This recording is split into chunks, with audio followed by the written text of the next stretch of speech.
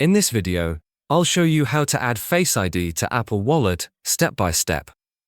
By the way, if you run a business, Apple Wallet probably isn't the best option for you, but I'll explain more about that later in the video.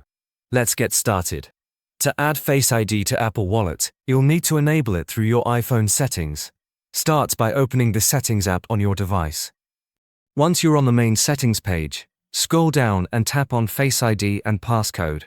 You'll be asked to enter your current passcode to access these settings. After entering your passcode, you'll see a section labeled Use Face ID for. In this section, look for Wallet and Apple Pay. If the toggle next to Wallet and Apple Pay is turned off, simply tap it to enable it. Once it's enabled, Face ID will be required to authorize payments and access your cards in Apple Wallet.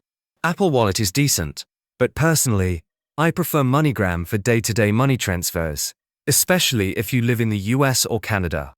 If you're worried about online fraud, they even have physical locations near you where you can make transfers in person. There's a link in the description below to create a free account.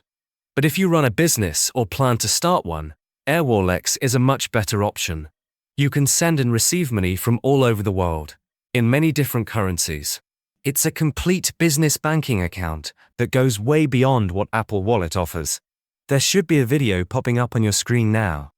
It's a detailed AirWallex review covering everything you need to know.